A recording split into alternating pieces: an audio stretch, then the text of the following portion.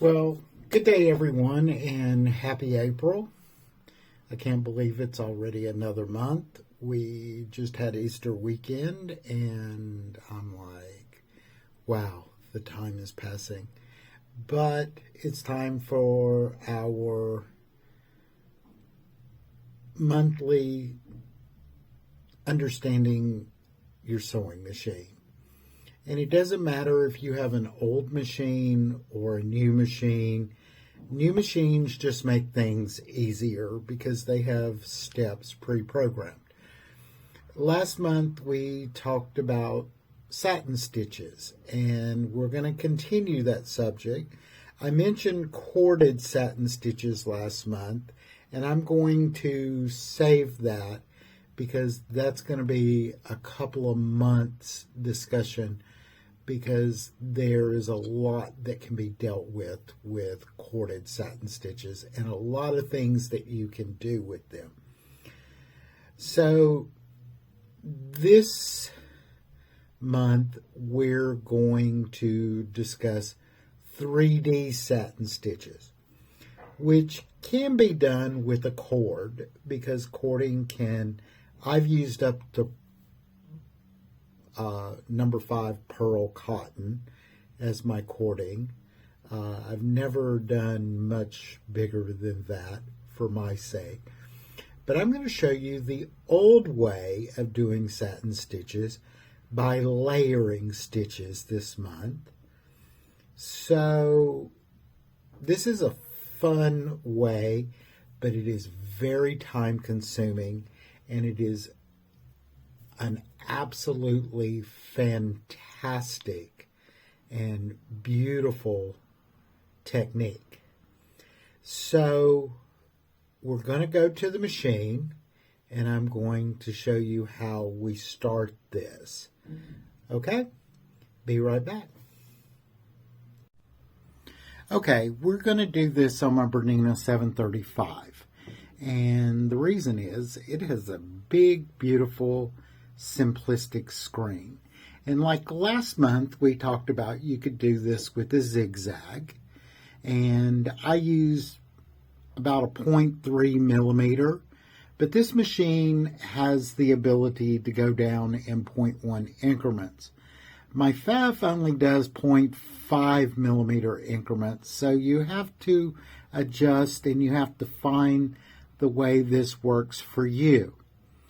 So we're going to start with a zigzag because we have to do a foundation layer with 3D satin stitches, and especially if you're doing them the old manual way. So what we're going to start out is with a 4 millimeter wide, because what we're going to end up with is with a 5 millimeter wide 3D satin stitch. So we're going to start with 4 millimeter wide, and I'm just going to use the default because you want this to underlay so it doesn't crumple your fabric together and create tunneling, which is not fun. So the next step is, okay, now what we're going to do is we're going to move our needle all the way to the left, so it always starts on the edge of our foot. If I was using my applique foot, then we would work from the middle because it has more lines. But I'm using my open toe foot so that you can see it. So we get all this lined up. I'm going to zoom in a little bit for you so that you can see this. And we put it, and we're going to put our needle down.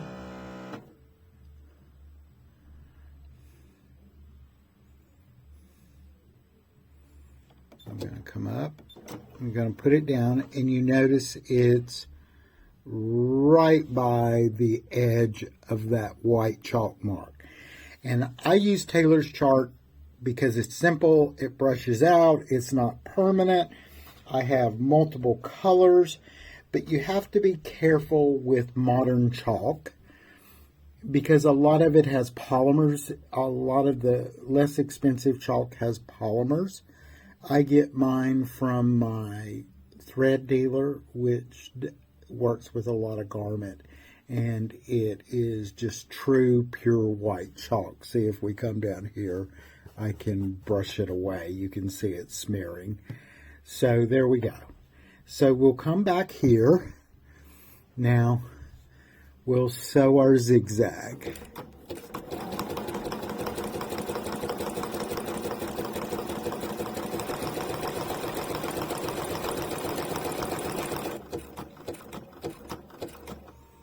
And we stop there.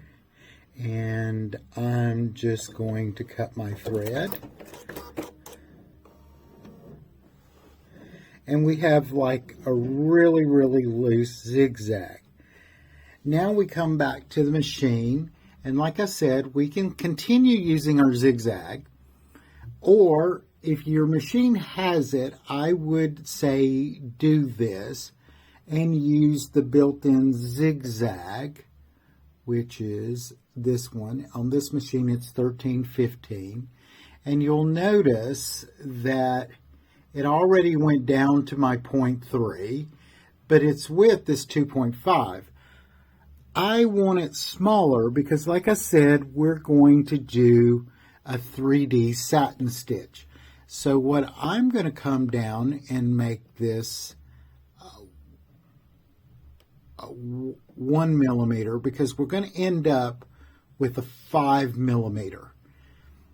So we bring our foot back right to the edge of the zigzag, and we put our thread tail in the back so it's easier to see. Let's zoom in a little more so it's easy to see. There we go. So we're going to push our needle down, and we're going to do it again.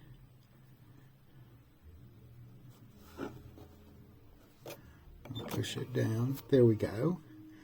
Because what we want is this 1 millimeter to go down the middle of this zigzag. So what we're going to do is now we're going to go down the middle of the zigzag.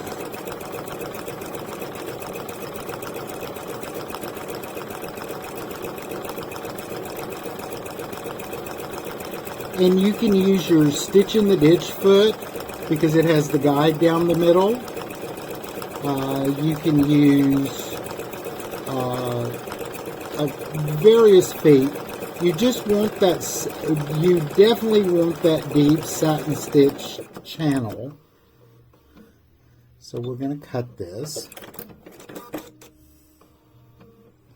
And so you can see this 1 millimeter satin stitch going down the middle.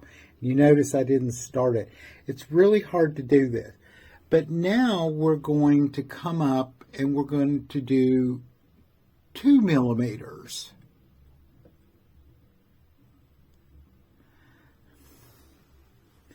And we line up our foot here. Lower our foot so it's easier to line up. We lower our needle.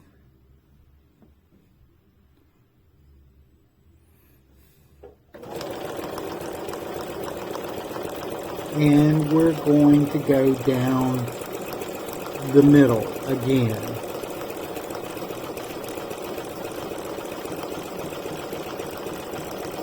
And I have a lot of stabilizer on this,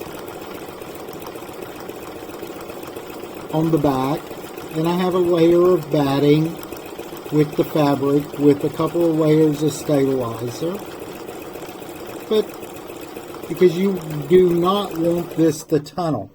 Now, the old-fashioned way would be, now just turn this around, and we're going to raise it to 3 millimeters. And we're going to come back down.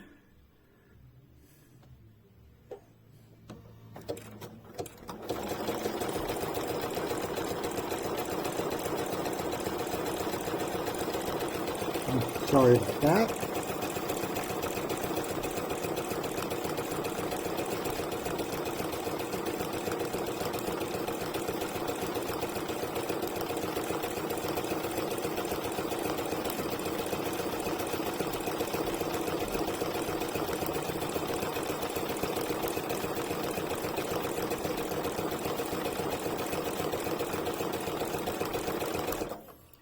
Okay, now we're going to raise it to 4 millimeters. And if you want it deeper, you can do this in 0.5 millimeter increments.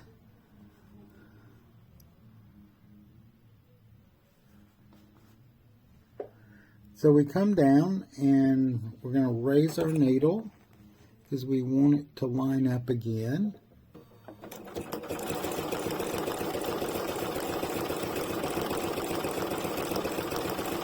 And you want it to go over that part that you just sewed.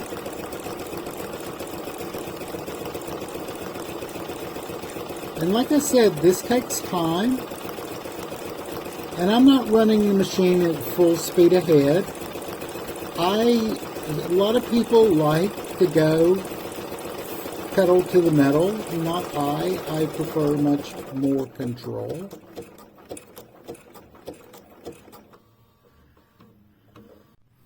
We're going to raise it to 5 millimeters. And we're going to raise our foot so we can turn it like that.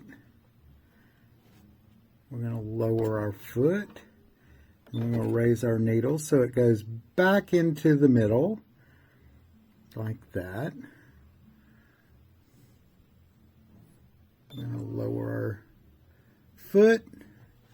And now we're going to go.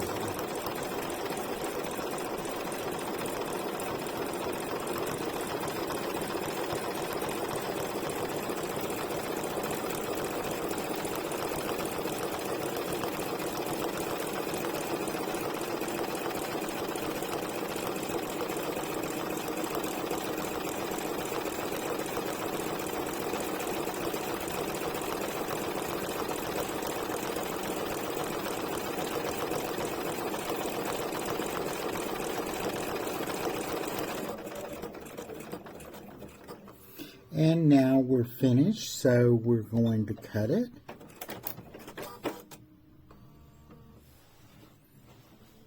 And as you can see, here it is. And if you feel it, it has a bump. And you can actually see that bump in there. And it's like a cord running through it. See how nice and smooth these are? But this one has that bump. And if you did it with 0.5, it would be even more pronounced. But I did it in 1 millimeter increments for speed of the video. And because I'm also having to hold the camera, I have to figure out something else to do. But that's how we make an old-fashioned 3D satin stitch. And as a memory, the reason you use a pre-programmed satin stitch is, remember, your zigzag does this down. Hold on, let me zoom out here. Remember, your zigzag does this. And even when you're doing a satin stitch, because you brought it close, it still does this. Now, pre-programmed satin stitch goes straight across, then come down, straight across, then come down, which gives you a smoother satin stitch. That's why you choose to use it.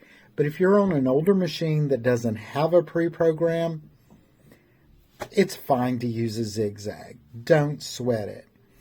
And if you use a thicker thread, because I'm using my piecing thread, which is 150 millimeter, 150 weight, which is a very thin thread, so it's a little finer, a little smoother, and takes more time.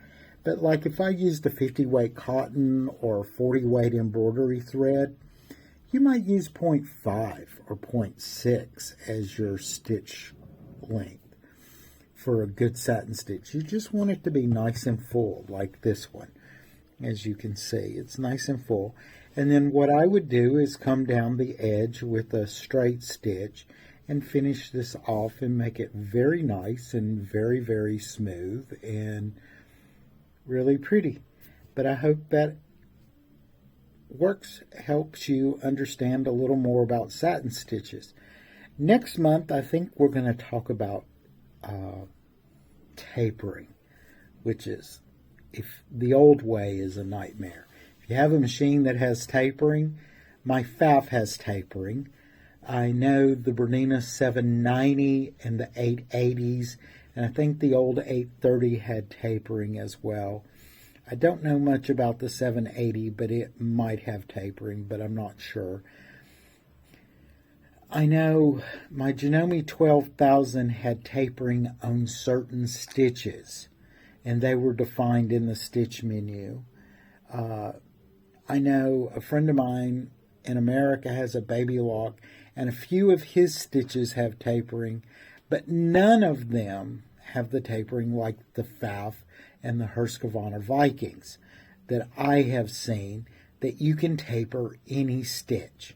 And we'll do that next month. And I hope everyone has a fantastic April. I hope it warms up soon. Here it has been not bitterly cold, but it's just like it won't get warm. Like today, it's 11 degrees Celsius, which is about 54, 55 degrees Fahrenheit. Even the flowers are running late because it will not warm up. Many of the trees haven't even started turning green yet. But I've noticed the grass is starting to green up. So hopefully it will warm up soon. So everyone have a great month and talk to you later. Bye.